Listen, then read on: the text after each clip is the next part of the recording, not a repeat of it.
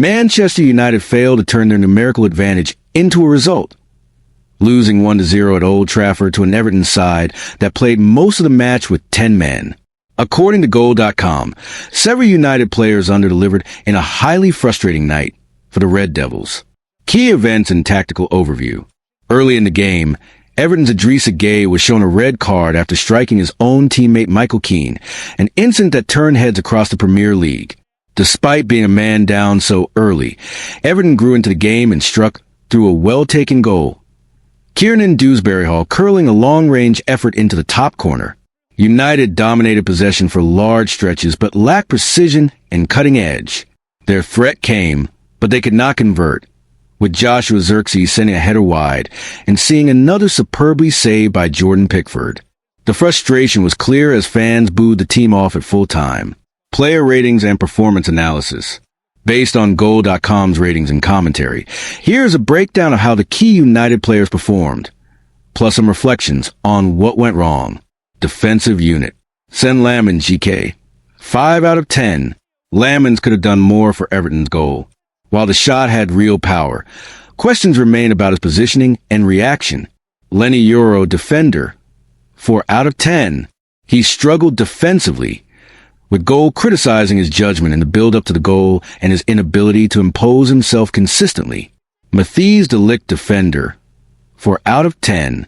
Played cautiously, perhaps too much so.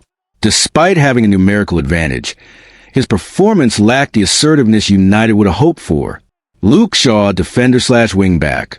4 out of 10. His contributions going forward were limited, and he struggled to handle Iliman and Diaye when under pressure. Midfield.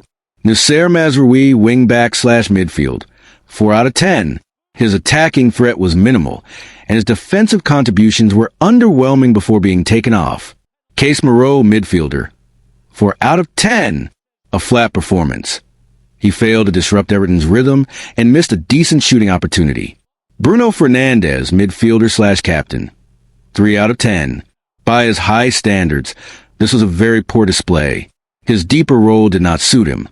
He misplaced passes, failed to inspire, and squandered good chance by firing over the bar. Patrick Dorgu, midfielder/wingback. 4 out of 10.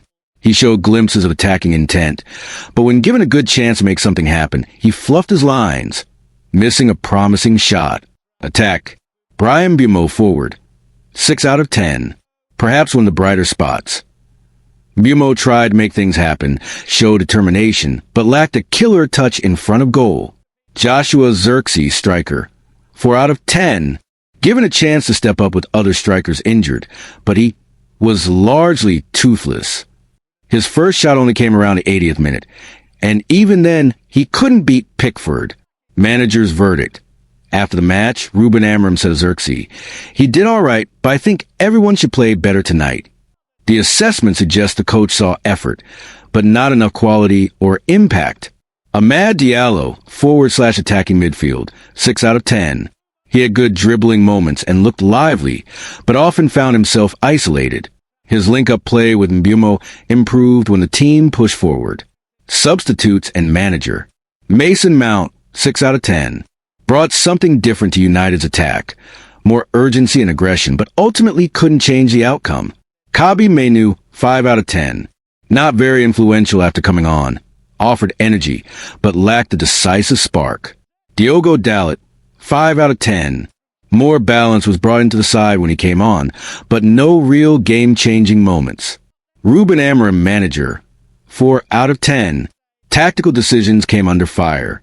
Goal.com argues that his use of wing-backs, Mazraoui, Dorgu, was ill-suited to breaking down a low-block Everton side. Failing to make the numerical advantage count has raised serious questions about his match management. What went wrong for United? Lack of cutting edge. Even with 10 men, Everton defended deeply, and United failed to stretch them. Their attacks lacked true penetration, and key chances were either missed or poorly executed. Creative void. Fernandes, typically the creative hub, was disjointed in a deeper role. His passing was errant, and he couldn't spark momentum when it mattered. Strikers missed opportunity. Zirkzee's start was billed as a chance for him to stake his claim, but he didn't deliver. His few chances came very late, and he couldn't connect with the killer ball. Tactical missteps. Amorim's wing-back system failed to generate sufficient width or overloads. United's build-up was slow. They lacked the necessary variation to break the compact Everton defense. Psychological pressure. The red card should have swung the momentum massively in United's favor, but the burden of expectation seemed to weigh on them. The crowd booing at full time reflected that disappointment. Broader implications. This defeat is eye-catching not just for bad performance, but for what it says about United's mental resilience. Being unable to capitalize on a big advantage suggests deeper issues. Xerxes' future could be under scrutiny. With Sesko injured, this was an opportunity. But will it change how Amorim uses him going forward? For Amorim, the loss raises real questions about his game plan and adaptability.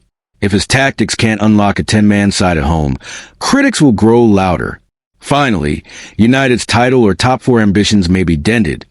Dropping points in games like this could prove costly in the long campaign. Conclusion. Manchester United's defeat to Everton was more than just a bad result. It was a missed opportunity.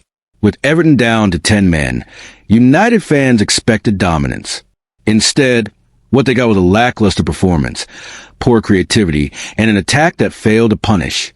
Key players like Bruno Fernandes and Joshua Xerxes shouldered some blame, while tactical misjudgments by Amorim compounded the damage.